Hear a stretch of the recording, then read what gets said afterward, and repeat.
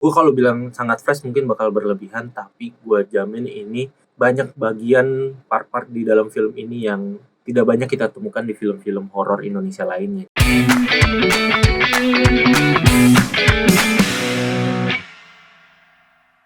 Oke, gue baru aja nonton film Pemukiman Setan, dan ini film yang tayang di tanggal 25 Januari 2024. Masih awal tahun, tapi gue yakin film ini bakal jadi salah satu film terbaik di tahun ini, tahun 2024. Film ini karya Charles Ghazali bersama Magma Entertainment-nya, dimana dia ini juga yang membuat film Kodrat. Jujur aja gue suka sama filmnya, bahkan gue sampai bingung mau nentuin gue bakal lebih suka Pemukiman Setan atau Kodrat, yang dimana Kodrat gue juga suka banget. Jadi di antara kedua ini mereka punya kelebihan dan kekurangan masing-masing ya, makanya gue nggak tahu gue bisa nentuin lebih suka yang mana. Dari Pemukiman Setan ini sendiri gila sih, tetap ada elemen action dan horor ya, tapi di sini ditambahkan gore, brutal, berdarah-darah, dan juga ada komedinya. Film setegang ini ada komedinya. Jadi keempat elemen ini nih nyatu, ngeblend banget, dan jadi sebuah film yang udah kayak paket combo yang enak dan bikin kenyang. Jadi itu sih kalau gue andaikan ya. Premisnya sendiri simple. Premisnya itu tentang 4 orang anak muda yang nyoba nyuri di dalam sebuah rumah itu. Tanpa mereka sadari, di dalam rumah itu ada sesosok jahat yang mengurung mereka, yang membuat mereka tidak bisa keluar dan mengancam nyawa mereka.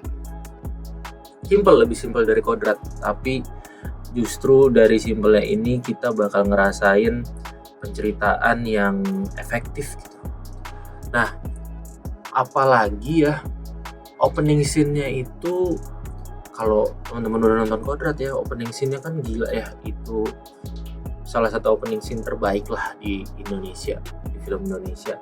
Di Pemukiman Setan ini Om Charles Ghazali berhasil ngasih opening scene yang juga sepowerful itu, efektif, bikin kita langsung tertarik banget. Wah gila ini, langsung nyeting level kebrutalannya, level ancamannya, kita juga jadi tahu gitu ke depannya bakal seperti apa.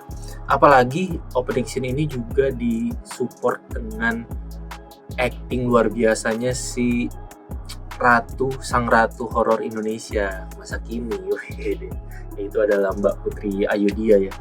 Gila sih, dia cuma nunjukin ekspresi muka aja tanpa ada gerakan badan dan lain-lain, itu udah powerful banget.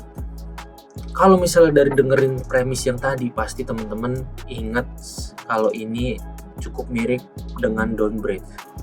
Ya bisa dibilang ini ngambil referensi dari sana lah. Tapi nggak cuma Don't Breathe, di dalam film ini ada referensi atau homage atau penghormatan untuk film lainnya seperti Evil Dead, terus Train to Busan, terus bahkan Jujutsu Kaisen.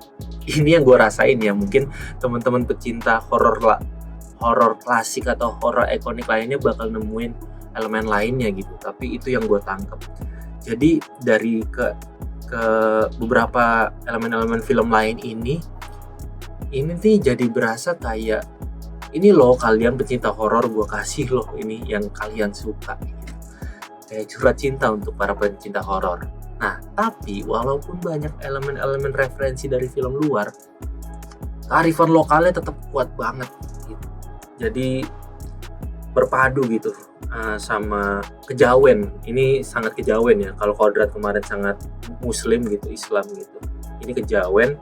Dan meskipun pasti bakal ada kritik gitu, kayak lah kok Jawa lagi gitu. Nah, tapi tenang aja, gua rasa film ini melakukan risetnya dengan sangat baik gitu. Terbukti dari kedalaman lore-nya.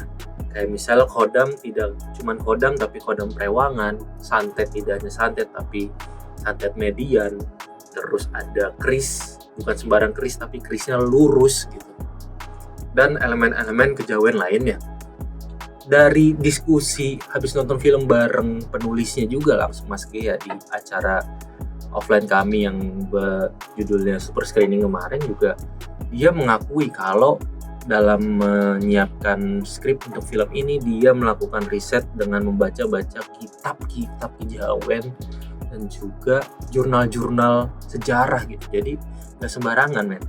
Walaupun Jawa, tapi gue jamin kalian bakal nemuin hal-hal baru yang bisa kalian pelajari dari sini. Oh iya, karakter-karakter ya. Dari karakter-karakternya ini, walaupun tidak banyak ya, hanya ada sekitar 6 karakter. Oh, tambah adiknya itu 7 berarti. Selain karakter-karakter pendukung lainnya ya. Jadi karakter yang banyak ditunjukin di sini nih 6 karakter ini. 4 orang anak muda tadi, Alin yang diperankan oleh Maudy Efrosina. Aduh, gua nggak tahu ya, ini dia tuh bagus banget. Karakternya itu bikin simpatik. Perkembangan karakternya sepanjang film juga sangat mulus ya. Jadi kelihatan lah kalau sepanjang film itu dia semakin kuat dan semakin kuat gitu. Terus 3 karakter lainnya diperankan oleh Dava Wardana, terus Asy Razamita dan Bisma Mulya. Mereka bertiga ini diceritakan sebagai saudara ketemu gede gitu. Found family ya, saudara tanpa hubungan darah, dan ketiganya berhasil ngedeliver sebuah kisah drama yang lumayan emosional. Oh, Sukma, waduh ini gak boleh dilewatin. Dia diperankan oleh Adinda Thomas. Dia karakter jahatnya setan setan banget, karena ketawanya dia itu bakal kebayang-bayang dia cukup lama di kepala lu. Creepy banget, dan gak cuman sembarang serem. Adinda Thomas bisa nampilin micro expression ya, ekspresi-ekspresi kecil di mukanya, dimana dia di saat creepy dan menakutkan ada juga terlihat ada rasa sakit, ada rasa takut, ada rasa sedih gitu. Gue lihat dari mukanya, bagus lah di sini aktingnya Adinda Thomas. Terus satu lagi adalah Teguh Rifnu Wikana sebagai Pak Urip. Tanpa perlu gue ceritain banyak-banyak, gue yakinin kalian bakal suka sama karakter ini nantinya. Keren deh pokoknya pas dia muncul di dalam tengah film. Nah, kalau ngomongin soal film karya Charles Ghazali, gue juga yakinin kita nggak boleh ngelewatin elemen action yang dia tampilkan selama ini. Di sini sangat bagus. Dia tidak memaksakan aktor-aktornya untuk melakukan adegan action seperti orang yang mahir bertarung gitu. Natural aja, membumi gitu. Selayaknya kita kalau misalnya dihadapkan oleh sesuatu yang mengharuskan kita melakukan pertarungan. Bagus banget. Bahkan kalau misalnya diakumulasiin dari tim kita, ini kita udah nonton 3 kali. Satu di JAV, satu di special screening, press screening, sama satu lagi di super screening yang buatan kita kemarin. Itu ada satu scene yang semua penonton pasti tepuk tangan di sini. Sangat keren pokoknya. Terus actionnya didukung sama special effect yang bagus. Tidak CGI-nya juga disempurnakan. Menurut pengakuan Om Charles Ghazali, frame by frame-nya tidak ada yang diubah dari versi yang ditampilkan di JAV, tapi yang ditampilkan sekarang di bioskop itu seperti 40% lebih baik bahkan, hanya dengan perubahan-perubahan yang dilakukan pada CGI, sound design, musik termasuk soundtrack, dan special effect yang disempurnakan gitu. Jadi teman-teman yang nonton di JAV lalu nonton di screening kemarin, komentarnya walaupun di JAV mereka udah suka ya, di sini lebih suka lagi karena mengalami upgrade gitu.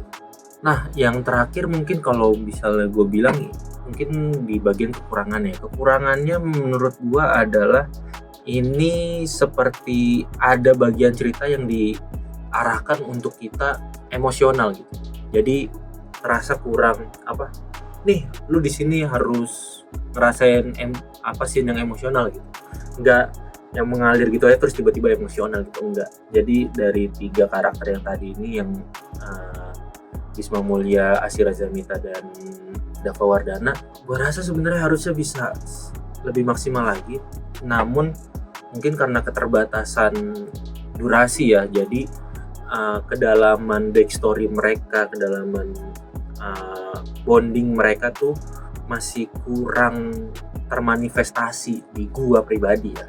Nggak tahu teman-teman lain sih mungkin ngerasain itu emosional, tapi kalau untuk scene emosional gue justru dapetin itu dari scene dimana Alin sama adiknya itu cukup emosional banget, dan kayaknya Maudy Efrosina cukup berpengalaman ya bermain bersama seorang anak kecil gitu, bersama adik kayak yang ada di Kodrat gitu.